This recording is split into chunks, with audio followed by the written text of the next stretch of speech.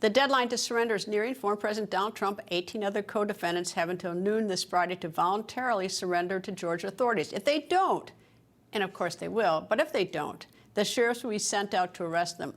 The Georgia indictment allegedly, emphasis on allegedly, accused them of criminally trying to overturn the 2020 election in the state.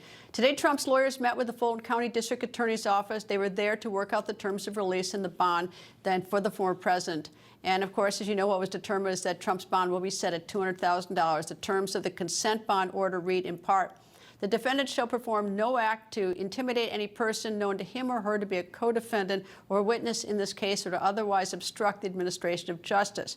Bond orders have also been posted for defendants John Eastman, Kenneth Cheeseborough, Scott Hall, and Ray Smith III. Eastman and Cheeseborough's bond both set at $100,000, Smith's bond set at $50,000, and Hall's set at $10,000. Former federal prosecutor, former assistant DA in Cobb County, Georgia, Francey Hakes is back, as well as former U.S. Attorney for the Northern District of Alabama, Jay Town, joins me. All right, to give the viewers a little bit behind the scenes, I got a text from Jay Town between the first segment and now, so I thought I'd read it to you on the air. It says, this is from Jay. Trump should refuse to pay the bail. Lock me up, 3 exclamation points. It would shut down Fulton County, and when a guard snapped a photo and sold it to the media, Trump could sue Fulton County for millions and get the sheriff and DA disqualified. I will just say this is that Fulton County is already under siege from the Department of Justice for its deplorable conditions. I don't know whether they'd have a dime to pay it. But Jay, you got something to say about that text? I think this would be the, well, I stand by it, obviously, but I think this would be the greatest head fake of all time. Right? Yeah, I'll take the $200K bond, show up, say, yeah, I want to be released on my recognizance, which I've been released on, as you pointed out in the earlier segment, Greta, on all 3 other cases. And they say, no, lock me up then. All right, let the most famous person in the world go see the deplorable conditions of this Fulton County jail and wait till that snap picture leaks out to some other news network. And he could pay for all 19 defendants' lawyers within a few months. It's just brilliant. Well, he could also stay about 2 days and then post the $200,000 and be back home in Bedminster. But, Francey, I mean, the conditions, the sort of, and you're not supposed to commit a crime when you're out on bond. You're not supposed to do, a lot of things. You're you're not supposed to do drugs, not supposed to do things like crime. I wonder, based on what we've seen so far in Georgia, because those conditions of release, if he writes a tweet, or he doesn't tweet anymore, but on social media, if he does anything, he's likely to have his bond revoked, and $200,000 is not going to send him home. Well, I don't doubt that's why those provisions are in there, Greta. I mean, social media posts by President Trump are going to be, I guarantee you there's at least one assistant DA in the Fulton County, or maybe a paralegal, who's been assigned to troll social media for President Trump and every one of those defendants, just to see if they violate the spirit, if not the letter, of that bond agreement by saying anything. And I wonder whether it's considered obstructive conduct if the president tweets that the charges are bogus, or that it's a kangaroo court, or that the DA should resign because she's a terrible district attorney. Any of those things might be argued by the district attorney as violating that social media provision of the bond. Although I think Jay might be right. Maybe President Trump should just withhold his money for a couple of days and see what the conditions at Fulton County are like. Maybe he should sneak a camera in himself and take some photographs. Well, I wouldn't stay long, because there's one guy who was found dead with lice and bed bugs all over him just recently in that jail. But anyway, it's not a cute place.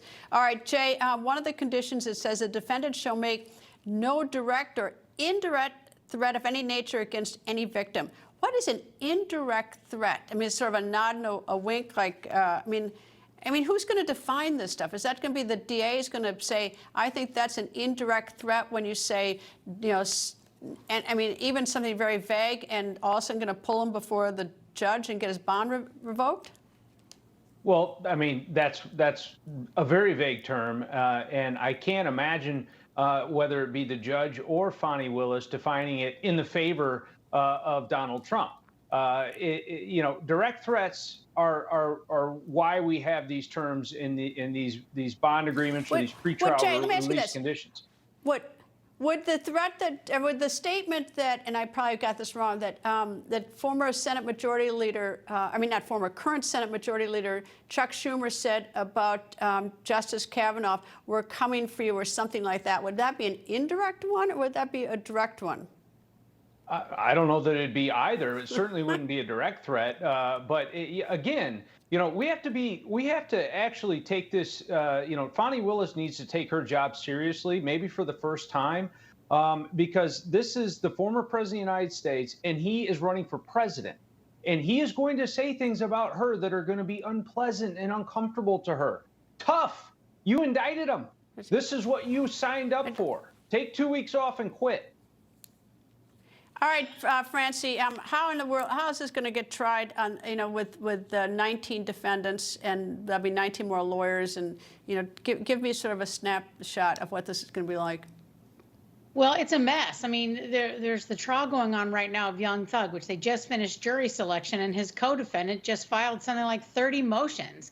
That is not something that the state court is used to dealing with, and they have to deal with that between jury selection and the trial.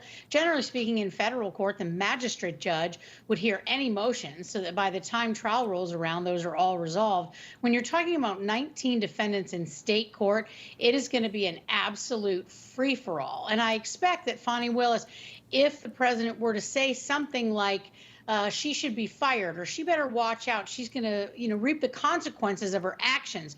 Just something similar to that, I think, could be considered by the DA or the judge to be an indirect threat, or a call to action to his supporters to go out and threaten her. Any picketing of her, any social media posts against her, they could all be attributed back to President Trump. But I think this entire case is a mess from start to stop. Francey, Hakes, J-Town, thank you. Thanks, Greta. Thanks, Greta.